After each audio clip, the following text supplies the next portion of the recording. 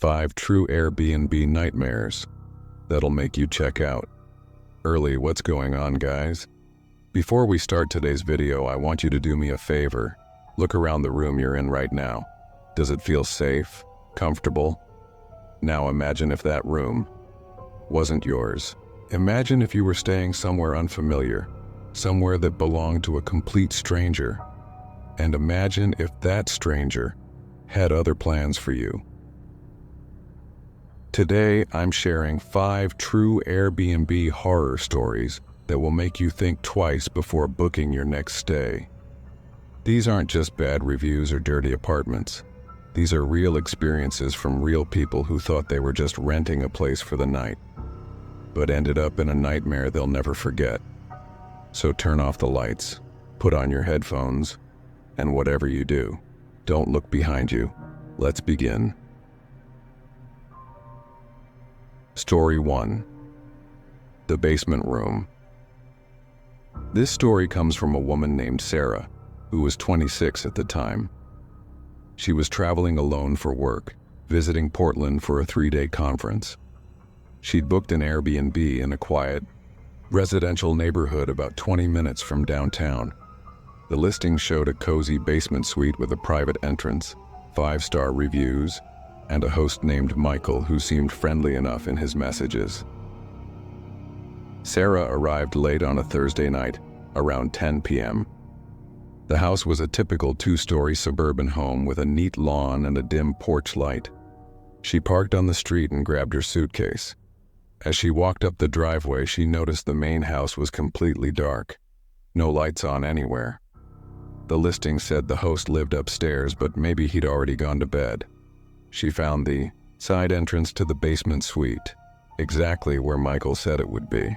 There was a lockbox hanging on the doorknob. She punched in the code, retrieved the key, and let herself in. The moment she stepped inside, something felt off. The air was thick and stale, like the room hadn't been opened in weeks. There was a strange smell too, something musty and faintly metallic. Sarah flicked on the light switch. The single overhead bulb buzzed to life, casting harsh shadows across the small space. The room was exactly as pictured in the listing. A queen-sized bed against one wall, a small kitchenette, a bathroom door in the corner. But seeing it in person, it felt different. Smaller, more claustrophobic. The single window near the ceiling was covered with a thick black curtain, and the walls were bare concrete, painted white but chipped in places.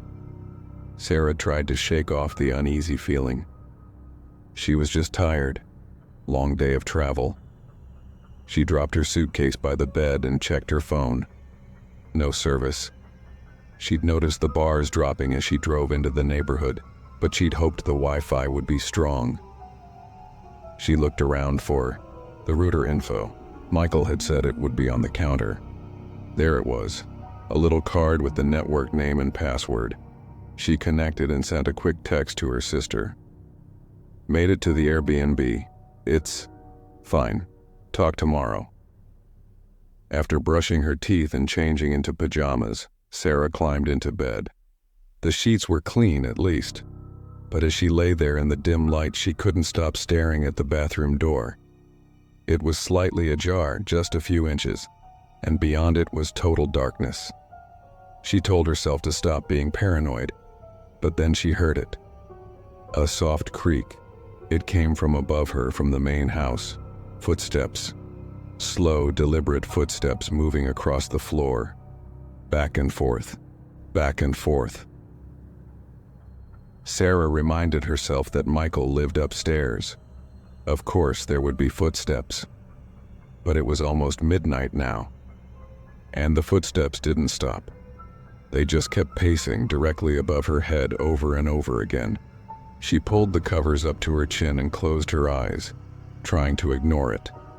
Eventually, exhaustion took over, and she drifted off into an uneasy sleep. She woke up at 3:47 a.m. She knows the exact time because she checked her phone immediately. Something had woken her, but she didn't know what. The room was pitch black except for the faint glow of her phone screen. She lay perfectly still, listening. Then she heard it again. Not from above this time.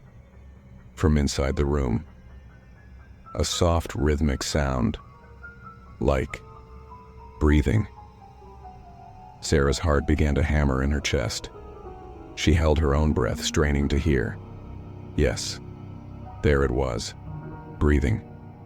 Slow and steady, coming from somewhere near the foot of the bed. Her hand trembled as she reached for the lamp on the nightstand. She couldn't bring herself to turn it on. What if someone was really there? What if turning on the light made them react? But she couldn't just lie there in the dark. She flicked the switch. The room flooded with light. She shot upright, her eyes scanning every corner. Nothing. No one. The bathroom door was still slightly open. The kitchenette was empty. The main door was still locked, chain in place. She was alone. Sarah let out a shaky breath. She'd imagined it. Stress. Unfamiliar surroundings, that's all it was. She lay back down, but she left the lamp on this time. She didn't sleep for the rest of the night. When morning came, Sarah decided to check out early. She didn't care about losing her money for the other 2 nights. She just wanted out. But as she was packing her suitcase, she noticed something she hadn't seen the night before. There was a door in the wall, not the bathroom door or the main entrance. This was different. It was in the corner of the room, painted, the same white as the walls. Almost invisible unless you were looking directly at it.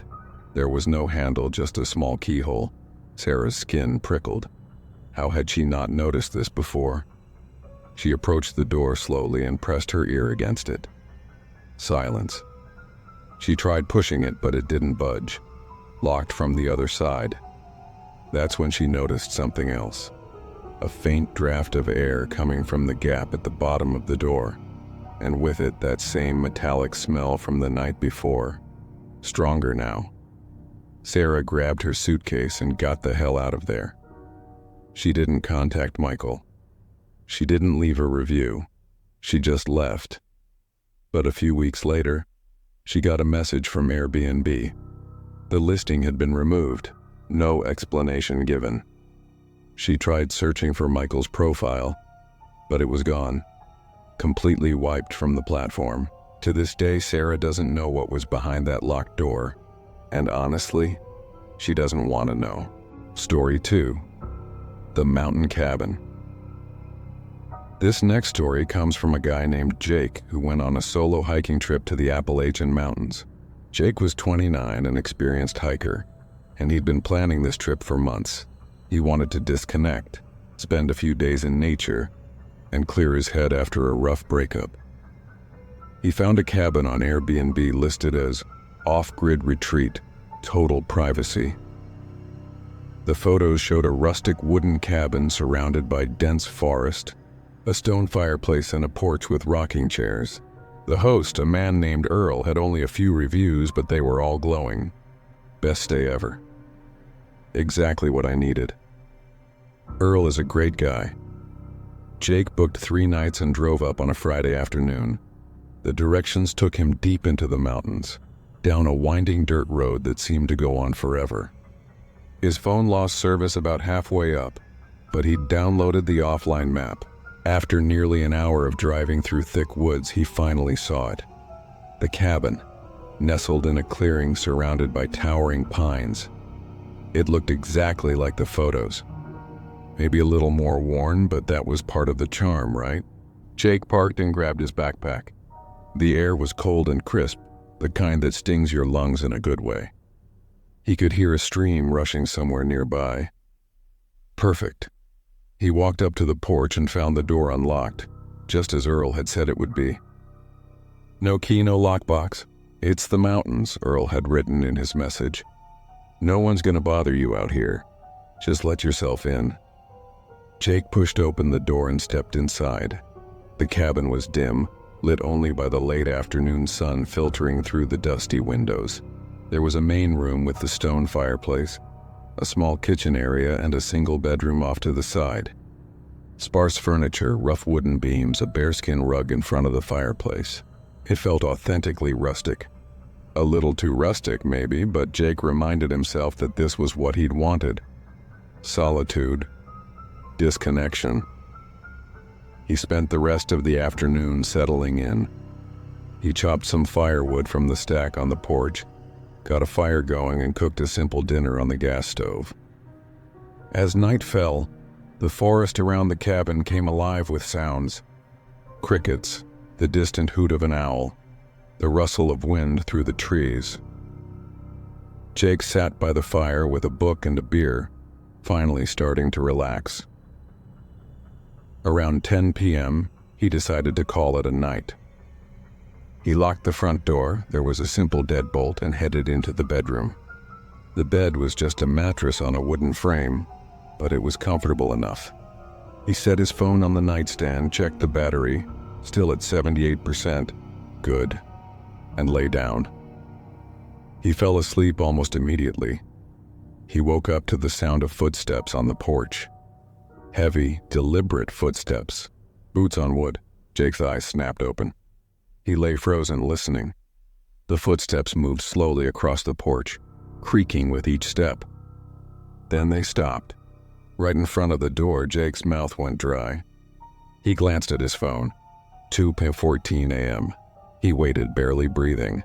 Then came the sound of the door handle rattling. Slowly at first, then harder. Someone was trying to get in. Jake's mind raced. Maybe it was Earl checking in? But in the middle of the night. Without calling first, the rattling stopped. Silence. Then a knock. 3 slow, deliberate knocks. Jake didn't move. He didn't make a sound. After what felt like an eternity, the footsteps retreated back across the porch and down the steps. Jake waited, his heart pounding so hard he could hear it in his ears. 5 minutes passed. 10. Nothing. He crept out of bed and moved to the window, peeking through the curtain. The porch was empty. The clearing was dark and still. No sign of anyone. Jake didn't sleep the rest of the night. He sat in the main room by the dying fire, a heavy flashlight in his hand, watching the door. When dawn broke, he felt a wave of relief. Morning light made everything seem less terrifying. He convinced himself it had probably been an animal. A bear, maybe, curious about the cabin. That would explain the heavy footsteps, the rattling door. He decided to stay. He'd driven all this way, paid for 3 nights. He wasn't going to let one weird incident ruin the trip. But that night it happened again. The footsteps, the rattling door handle, the 3 slow knocks. This time Jake shouted, "Who's there?" The footsteps stopped, but no one answered. Then came a voice, low, muffled, like it was coming from far away. "Let me in." Jake felt ice run down his spine. That was definitely not an animal. "Who are you?" Jake called out, trying to keep his voice steady. "Let me in," the voice repeated, louder now. "I'm calling the police." Jake lied, holding up his phone even though he had no service. Silence. Then the footsteps again, retreating down the porch steps. Jake didn't wait for morning. He grabbed his backpack, threw his stuff in it, and got the hell out of that cabin. He drove down the mountain in total darkness, barely able to see the road, not caring. He just needed to get out. When he finally got service, he called Earl. No answer. He left a message explaining what happened, asking if anyone else had access to the property. Earl never responded. The listing disappeared from Airbnb a week later. But here's the thing that still haunts Jake to this day. A few months after his trip, he was scrolling through a local news site and saw a headline, "Human remains found near Appalachian cabin." The article was vague, but it mentioned a remote property in the same mountain range where Jake had stayed. Remains had been discovered buried in the woods. The investigation was ongoing. Jake never found out if it was the same cabin. He never wanted to know. Story 3. The Apartment with the Cameras. This story comes from a couple, Lisa and Mark, who booked an Airbnb in downtown Chicago for their anniversary weekend. They'd been together for 5 years and wanted to celebrate with a nice getaway. The listing was a modern apartment in a high-rise building, sleek and stylish with floor-to-ceiling windows overlooking the city. The host, a woman named Diana, had dozens of 5-star reviews and was labeled a super host. Lisa and Mark arrived on a Friday evening, checked in smoothly using a lockbox code, and were immediately impressed. The apartment was stunning. Hardwood floors, contemporary furniture, a fully stocked kitchen, and that incredible view. They dropped their bags and decided to head out for dinner. They came back a few hours later, a little tipsy and in good spirits, ready to relax and enjoy the rest of their evening. Mark opened a bottle of wine while Lisa connected to the Wi-Fi and scrolled through Netflix on the large flat-screen TV. That's when she noticed something odd. There was a small red light blinking on the bookshelf across from the couch. It was faint, but once she saw it, she couldn't unsee it. She stood up and walked over to investigate. "Mark, come look at this." Mark joined her. The red light was coming from a small device tucked between two books. It looked like a USB charger, but something about it seemed off. Mark carefully pulled it out and examined it. "Is that a camera?" Lisa asked, her voice rising. Mark's face went pale. He turned the device over. There was a tiny lens on one side. "Oh my God," Lisa whispered. They started searching the apartment. It didn't take long to find more. A camera disguised as a smoke detector in the bedroom. Another one built into a digital clock on the nightstand, pointed directly at the bed. A third in the bathroom, hidden inside an air freshener on the shelf. Lisa felt like she was going to be sick. They'd been in this apartment for hours. They'd changed clothes. They'd been intimate on the couch earlier. "We need to leave. Right now," Mark said, his voice shaking with anger and fear. They grabbed their stuff and left immediately. Once they were in the car, Mark called Airbnb. He explained what they'd found, demanded a refund, and insisted the listing be taken down. The customer service rep sounded concerned and said they'd launch an investigation. They also told Mark and Lisa to file a police report, which they did that same night. But here's where it gets worse. 2 days later, Lisa got a message on her personal Facebook account from Diana, the host. "I know what you did. You're going to regret this." Lisa's blood ran cold. How did Diana have her Facebook? Lisa had never added her, never communicated outside of the Airbnb app. She showed Mark, and he immediately contacted Airbnb again. They escalated the case and the listing was finally removed. Diana's account was suspended pending investigation, but the messages didn't stop. Over the next week, Lisa received messages from different accounts. Some were obviously fake profiles newly created with no photos. The messages were always similar. "You should have minded your business. You ruined everything. I'm watching you." Lisa blocked each account, but new ones kept appearing. She and Mark filed a restraining order and increased security at their home. They installed cameras of their own, changed their locks, and Lisa took a break from social media. After about 3 weeks, the messages stopped. Lisa and Mark never heard from Diana again, but the damage was done. Lisa still doesn't feel safe in hotels or rentals. She checks every room for cameras now, every device, every vent. She says she can't shake the feeling of being watched, and the worst part? They never found out what happened to the footage. The police investigation didn't lead anywhere. Diana disappeared, and so did all the videos she'd collected. To this day, Lisa and Mark don't know who saw those videos, or what they were used for, or if they're still out there somewhere. Story 4. The House on Sycamore Street.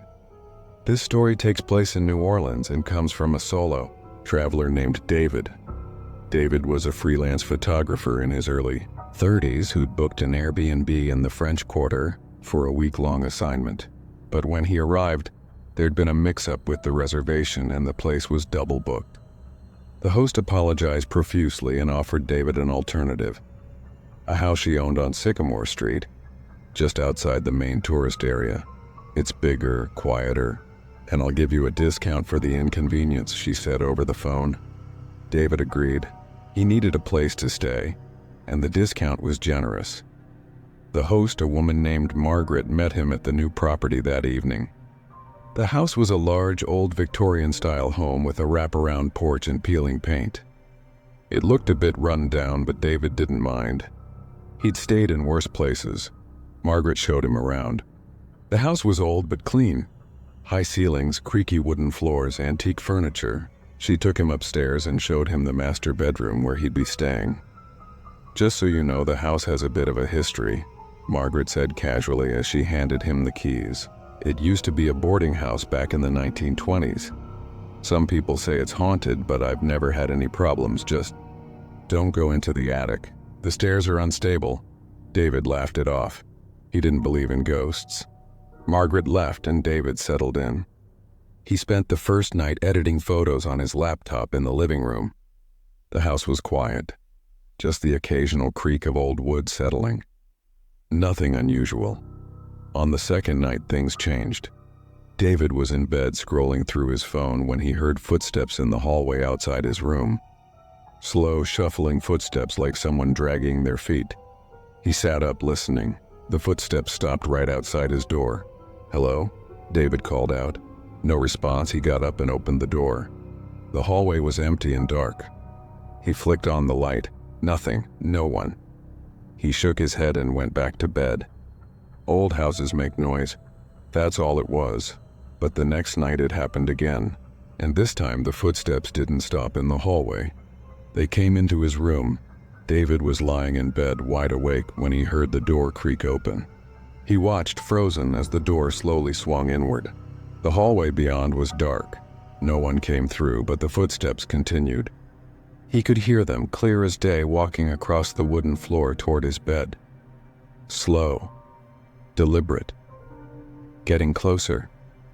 David's heart was pounding. He reached for the lamp and turned it on. The footsteps stopped immediately. The room was empty. The door was still half open, but David was absolutely certain he'd just heard someone walk right up to his bed. He didn't sleep that night. The next morning, David called Margaret. He tried to sound calm, not wanting to seem crazy, but he explained what he'd experienced. "Oh, that's just the house settling," Margaret said dismissively. "It's over 100 years old, honey." Lots of creaks and groans. David wasn't convinced, but he didn't want to seem difficult. He decided to tough it out. That night he heard the footsteps again, but this time they went up the stairs, to the attic. David lay in bed listening to the ceiling above him creak and groan as something or someone walked around in the attic. Back and forth, over and over. Remember, Margaret had specifically told him not to go up there. The stairs were dangerous, but David needed to know. He couldn't spend another night in this house without understanding what was happening. He got up, grabbed his phone for light, and crept out into the hallway. At the end of the hall was a narrow door he hadn't opened before. The attic door. He pulled it open. A steep, narrow staircase led up into darkness. The air that drifted down was cold and stale. David hesitated. Every instinct told him not to go up, but he couldn't stop himself. He climbed the stairs, shining his phone light ahead. The steps creaked dangerously under his weight. At the top, he pushed open a small hatch door and pulled himself into the attic. The space was cramped and filled with old furniture, boxes, and trunks covered in dust. His light swept across the room, and then he saw them, photos, dozens of them, pinned to the walls. Old black and white photos of people, men, women, children, all dressed in clothing from the 1920s, all staring directly at the camera with blank, expressionless faces. But that wasn't what made David's blood run cold. In the center of the attic was a chair, and in that chair, covered in dust and cobwebs, was a mannequin dressed in a rotting, old-fashioned dress. Its face was turned toward the stairs. Toward him. David backed away slowly, his breath coming in short gasps. He climbed down as fast as he could, nearly falling on the unstable stairs. He grabbed his stuff, threw it in his car, and left. He didn't even bother checking out officially. He just drove back to the French Quarter and booked a hotel. He tried calling Margaret, but she never answered. He left a review on Airbnb explaining everything, but the review was never posted. The listing disappeared shortly after. David never found out who those people in the photos were, or why that mannequin was sitting in the attic facing the stairs waiting. Story 5. The Locked Room. This final story comes from a woman named Emma, who was 24 and traveling through Europe on a budget. She'd been backpacking for 3 months, staying in hostels and cheap Airbnbs. When she arrived in Prague, she found a listing for a private room in a shared apartment. The price was perfect and the location was central. The host, a man named Victor, messaged her clear instructions. The apartment was on the 4th floor of an old building. He wouldn't be there when she arrived, but the door would be unlocked. Her room was the first on the left. The bathroom was shared and she was free to use the kitchen. Emma arrived in the late evening, exhausted from a long day of travel. She climbed the narrow, winding stairs to the 4th floor and found the apartment. The door was unlocked, just as Victor had said. She stepped inside. The apartment was dark and silent. She fumbled for a light switch and found one by the door. A single dim bulb flickered on, revealing a long, narrow hallway. There were 4 doors, all closed. Emma found the first door on the left and opened it. A small, simple room with a single bed, a nightstand, and a window overlooking the street.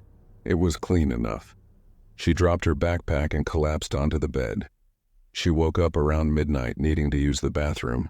She stepped out into the hallway and noticed something she hadn't before. One of the doors, the one at the very end of the hall, had a padlock on it. Emma stared at it for a moment. It was a heavy industrial padlock, the kind you'd use on a storage unit. Why would someone need a lock like that inside an apartment? She shook it off and went to the bathroom. But as she passed the locked door, she heard something, a faint scratching sound coming from inside the room. Emma froze. She stood in the dark hallway listening. There it was again. Scratch, scratch, scratch, like nails on wood. She backed away slowly and went back to her room, locking the door behind her. The next morning, she convinced herself it had been rats or pipes. Old buildings make weird sounds, but that night the scratching came again. Louder this time, more insistent, and then she heard something else, a voice, faint, muffled, but unmistakable. Help me. Emma's heart stopped. She sat up in bed, straining to hear. The voice came again, weak and desperate. Please, help me. It was coming from the locked room. Emma grabbed her phone and opened the Airbnb app, hands shaking. She messaged Victor. There's someone in the locked room. I can hear them. What's going on? The message showed as delivered, but Victor didn't respond. Emma didn't know what to do. Call the police? But what if she was wrong? What if it was just her imagination? The scratching and the voice continued throughout the night. Emma didn't sleep. She sat by her door, fully dressed, her backpack ready, waiting for dawn. As soon as the sun came up, she left. She didn't care about the rest of her stay or getting a refund. She just needed out.